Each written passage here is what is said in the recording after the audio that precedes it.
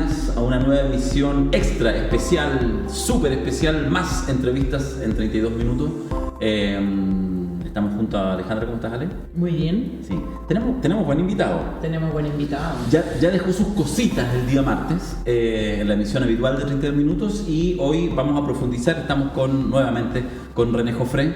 ¿Cómo estás, René? Hola, ¿cómo están? Bien. Gracias por la invitación. No todo el mundo sabe quién es o quién ha sido. Bueno, él tuvo responsabilidades en el gobierno en materia de seguridad, ahora es un asesor importante en el trabajo de la Asociación Chilena de Municipalidades, pero lo traemos fundamentalmente en su vasto conocimiento porque es un militante histórico del PPD, ya lo dijiste la otra vez, de los 103 socios fundadores, los que firmaron la constitución de la fundación, del Partido por la Democracia. Y miembro del Consejo de Ancianos. Del Consejo de Ancianos. La palabra que hace la fundación. Además soy psicólogo y magíster en filosofía. Es cierto. ¡Ay! Ya. Al tiro. Ya, pero lo que venimos a hablar es de política. Ya comentamos lo que fue pasando la última semana en la interna del PPD. Y ahora, justo antes de empezar a grabar, yo te decía, me interesa que hablemos en esta relación intensa entre el gobierno Frente Amplio con este mundo concertacionista. Y tú me decías, mira, la concertación hace 14 años que no existe. Claro. ¿No existe? No existe en términos orgánicos. Yo escribí un artículo en El Mostrador, el 2010, que se llamaba La concertación y nosotros que la quisimos tanto, ¿no? Dentro de una serie de artículos que se escribieron, Ominami, escribió varios, ¿no? Gente conocida, yo no soy conocido, pero escribí ese artículo porque la concertación había llegado también a un momento en que ya no tenía un tope, y después se demostró, o sea, lo que vino después fue como una sobrevida de la concertación, pero que se llamó Nueva Mayoría y que tenía otro componente porque entraba el Partido Comunista directamente dentro. Entonces yo creo que la concertación duró hasta el 2010. Sin embargo, los ecos de la concertación, ¿no?, como decíamos antes, un fantasma que recorre Chile, la concertación sigue siendo como algo que está ahí fantasmagóricamente incidiendo en la política chilena. Bueno, pero es que es interesante la idea del fantasma que recorre, no sé si recorre Chile, que quizás me gustaría yo circunscribirlo para hacerte esta pregunta, que recorre el gobierno, porque la concertación, cuando nosotros hablamos, ¿qué es? 20 años, 4 gobiernos muy exitosos en lo que autodefinió como exitoso, es decir, política de los acuerdos, política en la medida, la política siempre en la medida de lo posible, pero avanzar en la medida de lo posible, y eso se entendía que había muchas cortapisas, y son las que son, y de alguna manera es una forma de gobernar, es la cocina, es los partidos políticos mandando, cuando de hecho empezaron a entrar los díscolos, se fue a la cresta la concertación. Entonces, cuando decimos que es un fantasma que recorre, es que uno se pregunta, y te pregunto a ti, ¿cómo ves tú al Frente Amplio en estos primer año y medio de gobierno en que entraron, o sea, no solamente vapuleando a la concertación, hasta la Nueva Mayoría, a la política en general, con un proyecto impugnador, y hoy día parece que el fantasma se corporaliza, por ejemplo, en la ministra del Interior?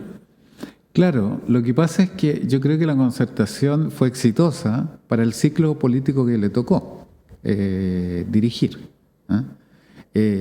Este gobierno sería exitoso si, no sé, tuviera 3 o 4 gobiernos transformadores, porque se autodefinió como transformador. La concertación se autodefinió como recuperación de la democracia y normalización de las instituciones. Transicional, exactamente, una política transicional. En esa medida fue exitosa. Este gobierno se define como transformador, ¿no? En mi área partió diciendo refundación de Carabineros, cosa en la que yo nunca creí. Vamos en unos toques. Hagamos algunas cositas ahí ¿te fijáis? Yo nunca pensé que se podía ni era bueno refundar Carabineros. Pero bueno, el gobierno lo dijo. Entonces, un gobierno que se autodefine como transformador, la vara del éxito también tiene que medirse en esa dimensión. Y el segundo problema, cuando tú te defines como impugnador, ¿ya?, el problema es que entra en una categoría delicada, diría yo, que está a medio camino entre la política y la religión, o entre la política y la moral. La moral sirve para contener a la política no sea un exceso, pero no es la política. La religión es un dominio distinto a la política. Pero cuando tú dices impugnador, que impugna, ¿quién impugnaba? Savonarola, digamos. O sea, desde la religión tú puedes impugnar otra cosa, pero la política nunca ha sido impugnación. Entonces, el Frente Amplio yo creo que desde el principio estaba condenado a lo que le está pasando ahora. Que yo creo que lo que le está pasando ahora es volver a una cierta realidad nomás. O sea, a la realidad de la política que existe en Occidente hace 2500 años. O sea, no es distinta la política de los romanos y los griegos en Occidente a como es hoy día. Tiene más o menos las mismas Ahora, leyes. digamos que en los romanos y los griegos no participaban ni eran sujetos de derecho ni las mujeres, ni los esclavos, jóvenes, ni los extranjeros. Ni los esclavos. Ni los extranjeros. Y los hombres mayores de cierta edad y con propiedad. Claro. Pero era la primera forma democrática.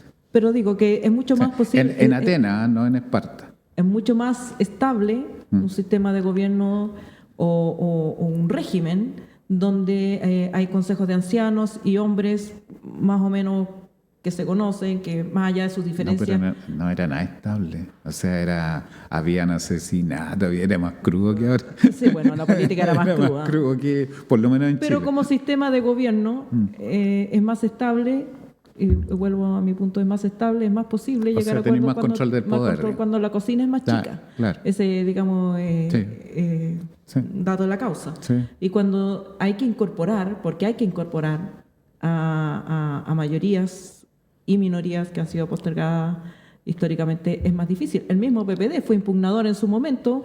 Guido Girardi ahí con el ataúd paseándose frente a la Moneda fue bien impugnador para su momento. ¿Y cómo le fue con esas impugnaciones también? Entonces, por eso hay un proceso, al parecer, de impugnación y conservadurismo que no es exclusivo de este gobierno, pero uno ve en el sector de la concertación como una gran satisfacción emocional, diría yo, de verlos caer, ¿no? Ustedes que nos dijeron, como el meme ese del gato. ¿Hay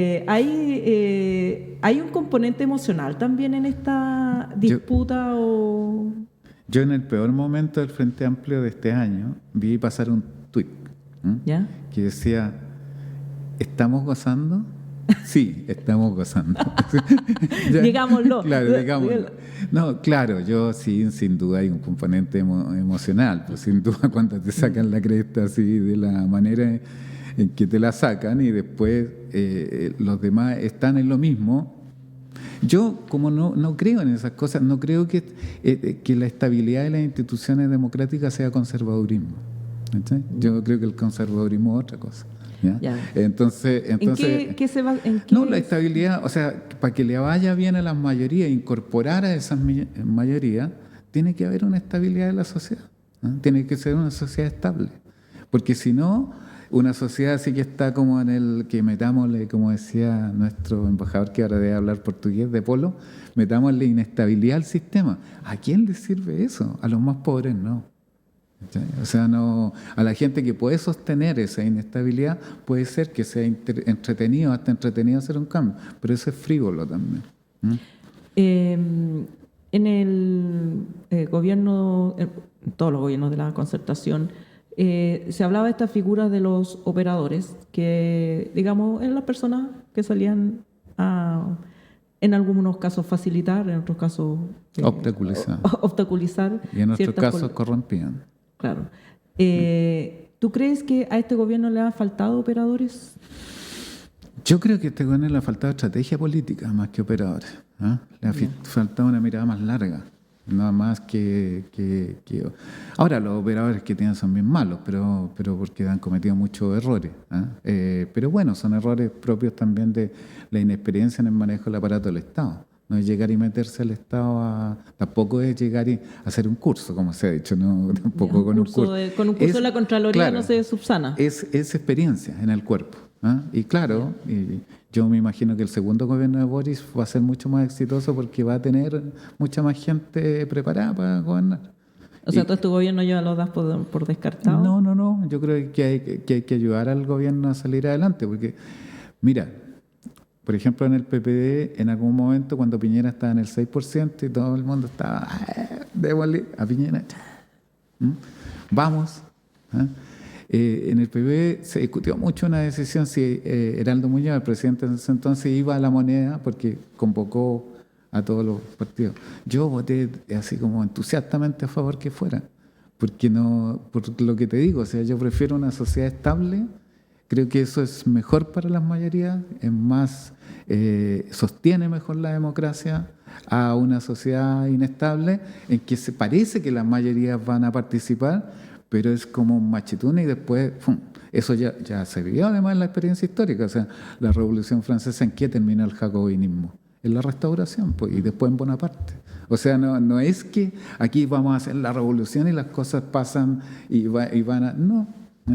Ahora, tiene que haber un impulso al cambio, pero ese impulso al cambio tiene que ser con articulación. O sea, ganas mucho más si tú el impulso al cambio lo negocias. Mira lo que hizo la convención. Yo siempre hablo de esto, con Darío creo que he hablado. La convención lo tenía todo.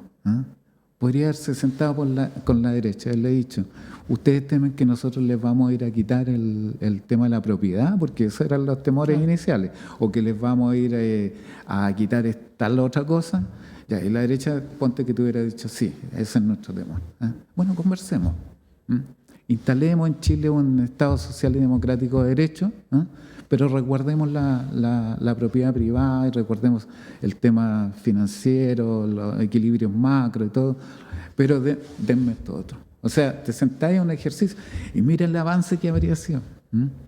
¿Pero tú crees ¿Cachai? que faltó negociación? Porque, Sí, faltó negociación. El proyecto de la convención Atria un parecía. cura, no es un político. Y tenía su llave en la mano. Por eso te hacía la distinción entre política y religión. Atria era un cura que predicaba, y predicaba bien. Y un gran profesor de Derecho Constitucional. Yo lo escucho, gozo con eso. Pero no era un político, porque su obligación, él entre otros, no es el único, obviamente. Él, entre otros, los que tenían la mayoría en la conversión, el colectivo socialista, el independientes no neutrales y el Frente Amplio podrían haber armado una mayoría. Yo creo que el PC se habría sumado a eso. El PC es muy pragmático, sabe lo que hay que hacer. Habrían podido armar una constitución súper progre. Pero y no una cosa así como que lo queremos todos. Sí. Y mirar lo que estamos. Siempre esto es pregunta en formato de comentario, pero yo creo que hay una cosa que obvias en ese análisis y te la pregunto, que es que una cosa son las formas de negociar, la idea incluso efectivamente de la cocina. O sea, me parece muy interesante además la reivindicación del espacio, digamos, de la negociación política, que no es masiva, que no es en asamblea, que por el contrario es justamente la capacidad, digamos, de articular intereses entre unos pocos para poder avanzar. Pero eso también nos habla de otro mundo, porque pudiéramos reconocer, no sé, en los últimos procesos muy acelerados, en los últimos 5 o 10 años, no solo en fenómenos en Chile, sino también comparativamente fenómenos contemporáneos, probablemente sobre todo por esto, por la rapidez de la información, el celular, la toma de decisiones y el cambio en que la ciudadanía opera y entiende que tiene el control de la agenda. Eso hace que hoy en día también, no solamente la convención, no haya muchos espacios donde sea posible esta articulación. Yo tengo la sensación, termino con esto para escuchar tu opinión, René, que hay una cierta, de algunos sectores, un poco lo que le pasó a Amarillos y a Demócratas, una cierta fantasía que tuvieron durante, yo creo que les duró nada, 3, 4 meses, en que entonces, por fin se acabó esta locura, ahora volvimos, la gente va a esperar que los pro hombres y pro mujeres les digan lo que hay que hacer, y se dieron cuenta que eso no es así, y que más bien lo que vamos es una profunda degradación de la toma de acuerdos, del quehacer político. ¿Cómo veis ese proceso también? Porque en ese minuto está, y el día de mañana sea Boris presidente, o sea, quien sea el futuro presidente de la República, yo creo que va a vivir una cosa similar. Lo que pasa es que yo creo que hay confusión. Yo creo que la estabilidad es distinta a la moderación. Lo que hace Amarillo y Demócrata es reivindicar un cierto centrismo de la moderación. O sea, seamos moderados y las cosas van a resultar. Eso es pensamiento mágico. Eso no, ¿de dónde? O sea, ¿por qué? Otra cosa distinta es la estabilidad de las instituciones democráticas. O sea, de que esto funcione de una manera tal que pueda incorporar el impulso al cambio. Yo creo que Amarillo y Demócrata no están pensando en el cambio, están pensando en el statu quo, que son cosas completamente distintas. Allende negociaba para cambiar, no negociaba para el statu quo. Y yo creo que la izquierda ha perdido esa capacidad de negociar para el cambio. Ese es el problema. Ese es el problema real, porque mira, no es que no haya cocina en el Frente Amplio. Voy a reivindicar mis columnas.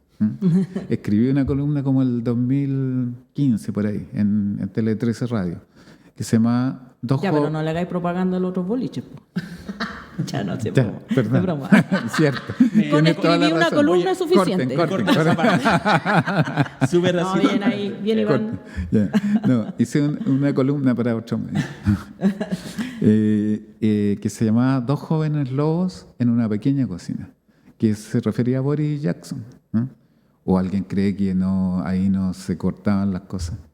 ¿O es que todos creemos que el Frente Amplio corta las cosas en una asamblea de miles de personas que votan por las posturas de uno y otro? No, entonces no nos hagamos de eso a nosotros mismos. Y bien que lo hagan.